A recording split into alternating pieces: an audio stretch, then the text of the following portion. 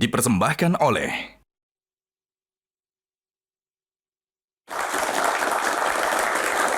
Karena sekarang kalau semua orang juga pada akhirnya bisa semudah itu membuat sesuatu yang viral, Kak Novita, dari pandangan Kak Novita secara psikologi begitu ya, dampaknya apa jika memang yang berbau viral ini akhirnya ada yang memang membantu sebuah penanganan kasus, tapi juga ada yang kemudian tidak produktif. Menurut Anda gimana?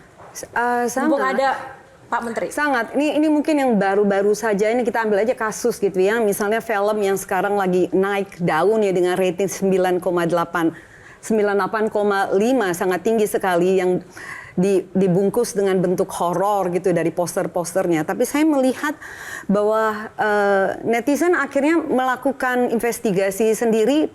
Sampai hari ini dari tadi kita membicarakan di dalam ruang Kasus Vina ya? Betul, panelis kita gitu. Dan yang kedua adalah kasus dari staf Kementerian Perhubungan yang akhirnya dinonaktifkan yang hanya gara-gara tidak ada investigasi. Lalu menurut saya sangat-sangat tidak etis untuk seseorang kehilangan jabatannya karena video yang dipotong-potong dan akhirnya dikeluarkan. Karena begitu nonton secara utuh sebenarnya dari videonya Jia, kalau kita lihat tidak seperti itu kejadiannya. Jadi jangan sampai itu jadi digunakan secara besar-besaran, dan investasi ini sangat-sangat diperlukan dan dibutuhkan.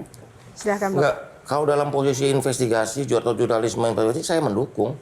Karena tujuan kita ini kan menumbuhkan jurnalisme berkualitas. Kita ingin sosial media kita atau dunia atau platform-platform ini juga menyajikan jurnalisme yang berkualitas gitu loh. Nah, jurnalisme berkualitas pasti ada pendalaman, dalam investigasi. Nah, posisinya sebenarnya undang-undang penyiaran ini dari awal walaupun saya belum baca, saya di doorstop sama media, Pak Menteri gimana soal jurnalisme investigatif? Jurnalisme harus investigatif dong. Kalau nggak investigatif nanti nggak dalam. Pak Menteri, berdasarkan yang sudah-sudah, kalau sudah di draft itu banyak jadinya. Bukan, ini yang sudah-sudah loh, mulai dari undang-undang cipta kerja dan lain sebagainya. Akhirnya, nah gimana kalau kita nggak usah diskusi, kita demo, Pak Menteri yang mimpin, saya dukung. Pokoknya gini. Kalau soal itu ya pasti nanti dengan cara saya akan komunikasi. Karena ini sebenarnya saya udah tahu latar belakang ini siapa yang minta undang-undang penyiaran ini. Nah itu. Ya, artinya siapa itu satu orang? Lembaga. Lembaga berarti DPR. Lembaga atau bukan. dunia usaha? Ini bukan. Ini Komisi Penyiaran Indonesia. Oke. Yang merasa perlu bisa menjangkau penyiaran di media yang lain. Tidak hanya di media konvensional gitu. Tapi kok jadi melebar kemana-mana ya ininya. Tapi nanti kita akan komunikasikan terus lah ini. Oh, jadi ini dasarnya dari KPI ya? Menurut yang DPR. kita dapat informasinya ini inisiatif dan banyak draft isiannya itu. Nanti kita breakdown satu-satu. Oke, kita pegang nih ya, pernyataan dari Pak Menteri. Tepuk tangan dulu. Nggak usah. Oke, Kang Maman, silakan Kang Maman. Saya tertarik dengan itu usulan dari KPI. Ngurusin frekuensi milik publik dengan P3 SPS-nya aja mereka masih tertatih-tatih. Ngapain ingin memperluas tugas sampai mengurusi yang di luar frekuensi milik publik? Karena menurut saya ngapain duplikasi? Yang sudah diatur di sini ngapain diatur lagi? Iya kan? Ini ada undang ITE, undang-undang perlindungan data pribadi, undang-undang telekomunikasi. Ya. Bahkan salah satu direktur jenderal saya ngasih input, Pak, ini kok sampai ngatur frekuensi segala macam? Ya. Bu, ini lebarnya ke mana-mana dong. Ini undang-undang telekomunikasi udah ada. Ngapain diatur lagi di undang-undang penyiaran? Jadi yang perlu kita bongkar bersama-sama ini motifnya siapa, apa di balik ini? Dari kacamata Bapak yang pernah jadi wartawan dengan sekarang jadi menteri, kira-kira motifnya apa, Pak? Ini bukan curiga, tapi kan pasti ada pemetaan motif dong, Pak, yang sudah langsung ada instingnya begitu. Saya belum mau berspekulasi tentang motif. Ya udah sedikit saja mungkin cluenya, Tapi saya udah lihat ini nih ada ada upaya-upaya. Upaya untuk apa, Pak? Untuk membuat suasana kurang tepat lah untuk penataan dunia digital kita. Kita udah ngomongnya udah dunia digital. Memangnya kalau sudah masuk, apa keuntungannya bagi ya ini lembaga kontrolnya itu? nggak bisa gitu loh, termasuk apakah juga. ada kepentingan bisnis di balik layar atau gimana? Nah, kalau kita nggak mau securiga itulah. Cukup ya. Maman ya Pak ya? Cukup Kang Maman aja yang curiga. Baik, tepuk tangan. Terima kasih. Baik. Itu tadi satu berita viral yang memang sekarang lagi hangat terkait dengan undang-undang penyiaran. Yang kedua Pak, ini soal-soal penyiaran itu juga Bapak kan juga ini kan lagi gencar ini tentang Starlink Pak. Isu kita tuh ada 3. Untuk tadi udah dibilang soal kecepatan internet. Yang pertama coverage. Yang kedua adalah quality. Dan yang ketiga adalah akses stabilitas. Nah, 3 isu ini yang menjadi ranah yang problematika yang kita atasi.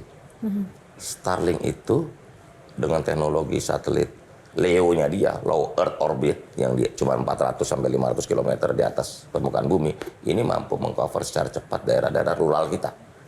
Secara regulasi memang dia sudah memenuhi semua persyaratan yang kita tentang uji layak operasi, izin perusahaan, karena mereka beroperasi dengan nama PT Starlink Service Indonesia. Artinya entitasnya di Indonesia, cuman maksud saya nggak sekedar entitasnya perusahaan Indonesia. Iya dong. Pemerintah nggak boleh lepas tangan. Saya nggak mau Starlink ini kayak OTT, over the top. Yang terlambat kita atur kayak Netflix, Disney gitu loh. Disney Plus, OTT juga harus kita atur suatu hari. Karena pajaknya gimana? Masyarakat gimana? Tiba-tiba dia pelanggannya 1 juta di Indonesia. Cuman dia campur-campurin jadi pelanggan negara lain. Kita cuma 100.000. Terus kita kontrolnya gimana? Pemerintah. Supaya kita tidak kalah. Supaya kita tidak kalah dengan Elon Musk, apa yang akan dilakukan pemerintah, Pak? Enggak, kalau kita strict ke semangat level of playing field-nya sama. Kita nggak memberi karpet merah dalam pengertian dia dapat, yang lain nggak dapat. Nah, Kalau yang lain dikenakan PPN PPH, dia juga harus kena PPN PPH. Jadi setelah kita kaji, ini akhirnya soal tata niaganya. Bayangin, ada satu isu, saya udah dikasih datanya, nanti saya akan tanyakan.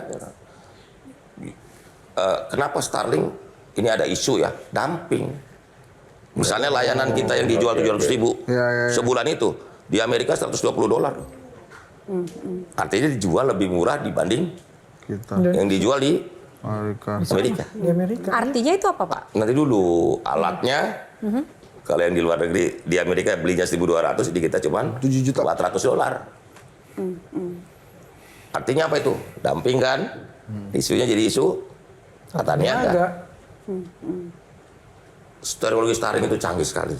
Semua orang yang saya ajak diskusi tentang Starlink dia canggih. Dan dia membantu kita untuk menutup semua area secara teknologi. Ini bicara tentang berarti semakin canggih, biasanya semakin gampang untuk diakses nantinya untuk anak-anak kita gitu ya. Berarti bicara tentang nanti akses, kalau saya concernnya adalah lebih kepada pengaturan.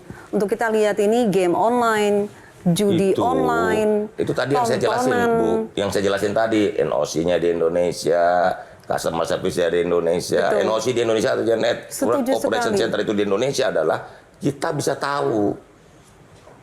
Kan misalnya ada pelanggan 1 juta. Ini pelanggan ini ada nggak yang main judi online? Ada nggak yang mengakses pornografi dan sebagainya? Begitu. Kalau nggak ada NOC di Indonesia, kita nggak bisa kontrol. Memang kita harus akui secara teknologi ini membantu untuk urusan coverage dan konektivitas untuk daerah-daerah rural. Sangat membantu teknologi ini. Nah, kalau dari harus soal kita antisipatif, prestis dan gengsi Pak Tejo tadi? ya kita usahakan lah. Yang pasti kita apa perlu pakai baju Bali juga terserah aja. Iya, kalau dia pakai celana pendek juga, Pak. Kita juga mau menyesuaikan gitu. Oke, baik, terima kasih. Good point. Ini kalau budayawan memang harus ada ini ya, Iya. pride budaya kita juga Enggak, bukan harus. cuma budaya. Enggak, aku enggak rela. Aku enggak saya sebut pakai jas lengkap, pakai rencana. Dia pakai kaos t-shirt. Mbak Tejo memaknainya apa? Ngemis-ngemis banget kita, gitu loh. Inferiority-nya kerasa. Inferior. Kita jualan penduduk banyak. Potensi ekonomi besar. Mestinya sejajar dong, gitu loh, Pak. Ya, ya, Superioritas setuju. jadinya ya. Harusnya perlu- Elon Musk kita- juga pakai jas harusnya Ya, ya. atau Kitanya yang pakai. Begitu kan pakai t-shirt juga, gitu dong. Gitu. Oke, tepuk tangan untuk Mbak Tejo. Oke, dua. Tapi saya pakai batik, Mas Tejo pakai ini, Oke, start di ini box start dua ya. bagus. Oke, baik, kita lanjut dulu ke box 2. Bapak pilih box nomor berapa? Oke, 1. Oh, bukan pilihan Pak Hari dulu nih. Oh ya, itu. Baik, kita buka box nomor 1, topiknya kritik asik. Oke. Ini memang 1, 2, 3 masih ada sisa-sisa residunya ya. Iya. Oke, kritik asik langsung ke Kuku. Masih boleh bahas Starlink-nya nggak sih? Langsung ke ininya aja, kritik Iya. asiknya aja ya. Oke, sekarang mungkin lo dari sisi ini deh Pak. Kita tahulah sudah banyak sekali judi online ya Pak ya. Judi online itu udah sehari-hari. Jadi kayak saya kadang lagi ngantri beli kopi, di depan orang main judi online gitu. Nah, padahal kan selama ini Kominfo udah selalu melibas lah segala macam, tapi kok masih ada aja. Apakah jadi yang perlu dididik orangnya apa Kominfo-nya harus lebih giat nih Pak? Jadi, gimana? Nah, ya itu namanya perang di 2 front dong. Kan ini bukan soal memilih dan bukan pilihan. Ini orangnya apa? Kitanya lebih keras enggak? Dua-duanya harus paralel. Literasinya penting ke masyarakat. Pokoknya sosialisasi terus di mana-mana. Saya selalu ngomong di mana, udah nggak akan kaya main judi online. Itu mimpi. Makanya kita punya ketetapan hati untuk judi online kita nggak ada kompromi. Gitu. Ya tentu saja kan nggak bisa kita sendiri Kominfo. Apa kendalanya Pak? Kendalanya tadi, 1, dia ini ngerubah semuanya, IP-nya cepat berubah. Oke. Kedua, ini kan namanya judi online ini kan borderless. Ini kan transnasional, lintas negara. Gitu loh. Ini dioperasikan di server-server di negara-negara yang melegalkan judi. Kamboja. Kamboja, Thailand. Tapi dari sisi cyber kita memangnya tidak ada. Loh bukan, kalau udah borderless kita mana bisa kita tahu nih dari mana. Si Starlink itu nggak bisa jadi firewall judi online, Pak? Nah, kalau saya sebagai Menkominfo sudah menyurati secara resmi semua operator telepon. Jadi kita nih perang di dunia yang benar-benar ini perang lawan hantu kan judi online nih. Tantangannya izin Pak, untuk Facebook, Instagram yang begitu besarnya, kenapa Pak sampai Enggak, sekarang masih boleh? mereka juga nggak mau nerima iklan lagi dari Facebook, mereka udah komit sama kita udah nggak nerima iklan dari judi online. Ini dia nyusupin, namanya nama istilahnya phishing. Betul, iya betul. Iya. Bukannya resmi. Tapi itu tidak bisa ya, maksudnya Ya dipantau, kita bisa, kita bekerja tutup. Akhirnya dipindah lagi, dia bikin lagi.